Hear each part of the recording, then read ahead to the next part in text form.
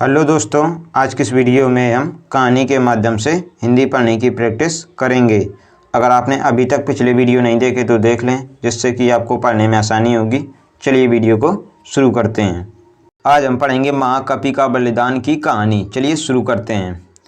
हिमालय के जंगल में ऐसे कई पेड़ पौधे हैं जो अपने आप में अनोखे हैं।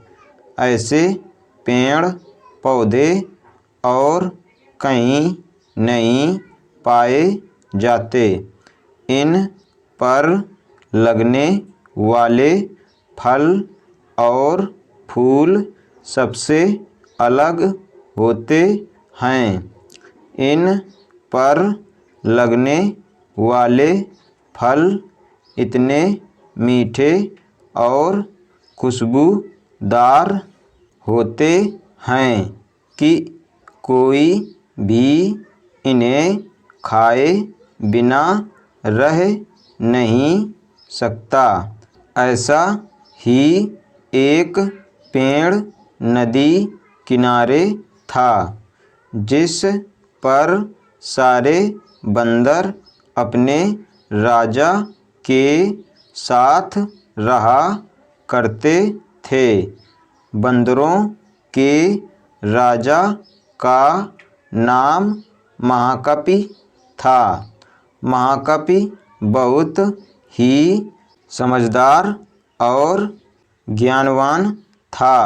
महाकपि का आदेश था कि उस पेड़ पर कभी कोई फल ना छोड़ा जाए। जैसे ही फल पकने को होता, वैसे ही वानर उसे खा लेते थे। महाकपि का मानना था कि अगर कोई पका फल टूटकर नदी के रास्ते किसी मनुष्य तक पहुंचा तो ये उनके लिए बहुत हानिकारक हो सकता है। सभी वानर महाकपि की इस बात से सहमत थे और उनकी आज्ञा का पालन करते थे। लेकिन एक दिन एक पका फल नदी में जा गिरा, जो पत्तियों के बीच छुपा हुआ था। वह फल नदी में बहकर एक जगह पहुंच गया, जहां एक राजा अपनी रानियों के साथ घूम रहा था। फल की खुशबू इतनी अच्छी थी कि आनंदित होकर रानियों ने अपनी आँखें बंद कर ली। राजा भी इस खुशबू पर मोहित हो गया। राजा ने अपने आसपास निहारा तो उसे नदी में बहता हुआ फल दिखाई दिया। राजा ने उसे उठाकर अपने सिपाहियों को दिया और कहा कि कोई इसे खाकर देखे कि यह फल कैसा है। एक सिपाही ने उस फल को खाया और कहा कि ये तो बहुत मीठा है। इसके बाद राजा ने भी उस फल को खाया और आनंदित हो उठा। उसने अपने सिपाहियों को उस पेड़ को खोज निकालने का आदेश दिया जहाँ से ये फल आया था। काफ़ी मेहनत के बाद राजा के सिपाहियों ने पेड़ को खोज निकाला। उन्हें नदी किनारे वो सुंदर पेड़ नज़र आ गया।